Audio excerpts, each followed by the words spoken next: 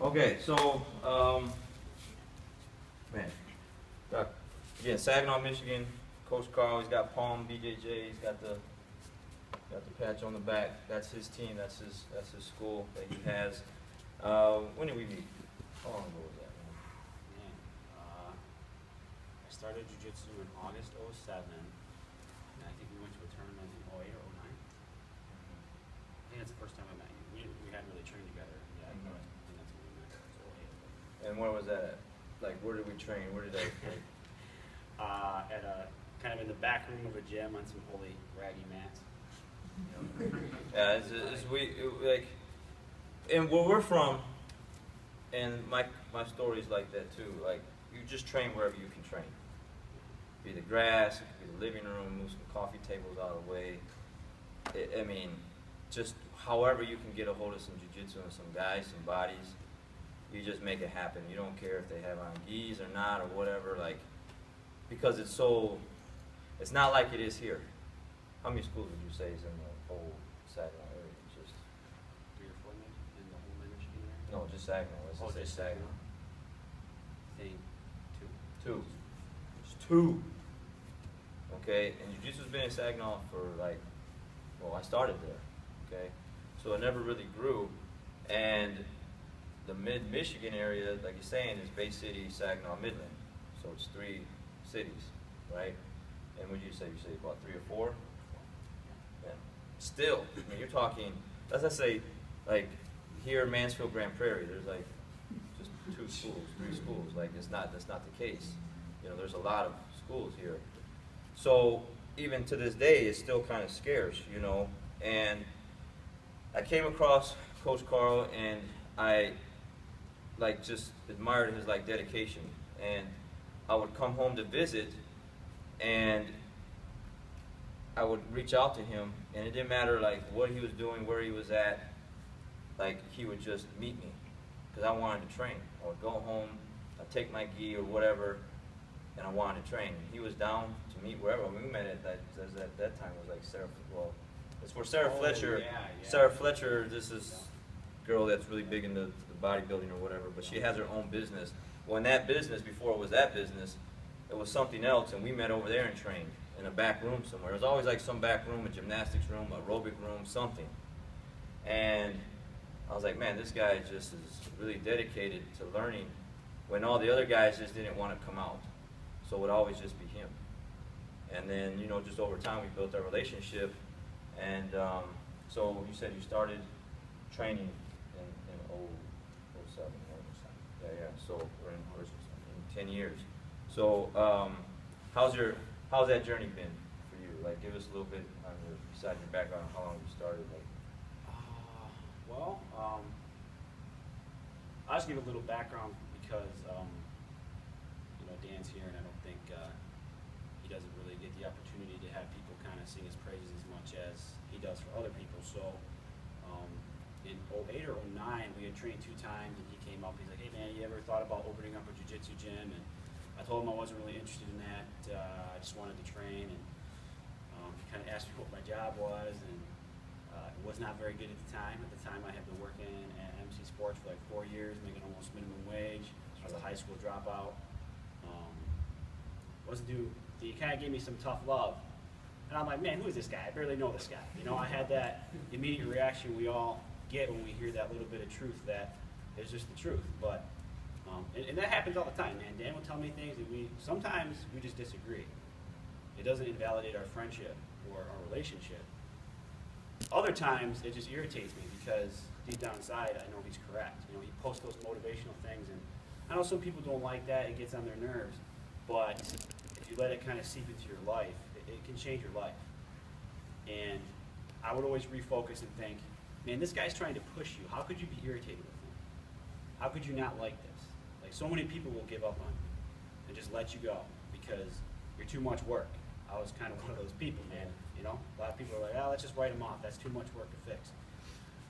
So, you know, a couple years later, I started at a club. You know, Dan that whole time was kind of like, man, you should start something. Man, you should start something. Finally, I did, and obviously, you know, I went back to school, got my degree. I'm going back for graduate next year. I haven't good job, good day job, good jiu-jitsu. Our life is going pretty good right now. How long have you had your academy now? 7 years. 7 years. 7 years. We officially opened as a business 3.5 years ago. Big round of applause for that, by the way. Like he said, high school dropout, and then he kept it on the down low. Like when you graduate and you're going to school, nobody really knows you're going to school unless you tell them you're going to school. You're just, once you leave class, you don't know what people are doing outside of class. Like a lot of you don't know what you really do outside of here. But he graduated at the top of his class. He's a very private guy. Like that's why this is not live right now, but it will be like when I share it later after he's done doing what he's doing tomorrow. But because he's flying out of here like in a couple hours. So, and he just got here last night at midnight. So, but it was like really hard for me because like every time I go home, I was like, there's no jiu-jitsu there. I was like, somebody's got to be able to do this. And he was one of the guys that I would always see. I was like, oh, we see this guy, like, because it was always just different people. Guys was like just come and go back where we're from, and he's just always sticking around. I tried with another friend of ours, and he just didn't really believe that it could happen there. I'm like, somebody has to be able to like do this, and I got him to do it. I'm like so grateful for that because it's like there's really good jiu-jitsu now in Saginaw. Like it's not really a place that people really go to like go visit. You know, like, you got to have a friend or family member that lives there. Like you're not really gonna be like, yeah, I'm gonna take vacation, I'm gonna go to Saginaw. Like that's not it. But there's really good jiu-jitsu now. I have a good relationship, friendship there, and with his team and the guys I've watched his team come up with, and you know, and he is where he's at now. And one of the things is he's come into that world of motivation and inspiration, where he motivates his team and inspires his team a lot like I do, where he wasn't doing that before. And again, a lot of people aren't really like, oh, I'm just here for jiu-jitsu. I'm not here for the other stuff. Well, man, a lot of people do need the other stuff.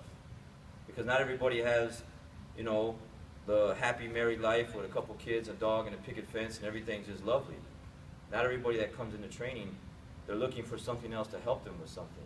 So that's our job as coaches, to help people get that. And some people will say, well, I'm not here to hear all that. Well, too bad. That's just what coaches like me and him are going to do, regardless of who wants to hear it or not. You know? And sometimes it does have to be tough love. So like for him, he pushes his team to compete. He has a really good team.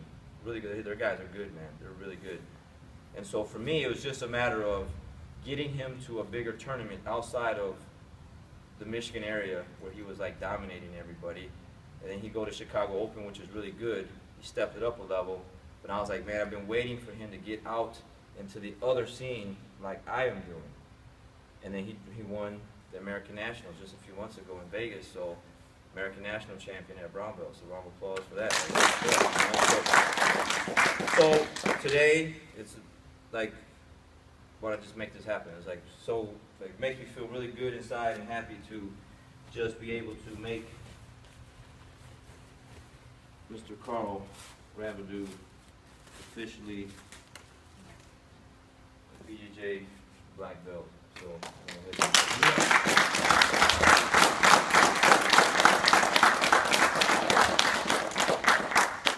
a lot of time, effort, blood, sweat, and tears, man. A lot of just frustrations with a lot of things. And everybody has a story to tell. And you really don't know that story until I get people to share it, you know. And it's good for everybody to hear it. So. Good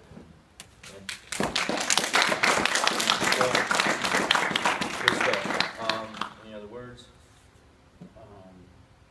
You know, Jiu-Jitsu can really change your lives, guys, whether you're training 6 days a week or 1 day a week.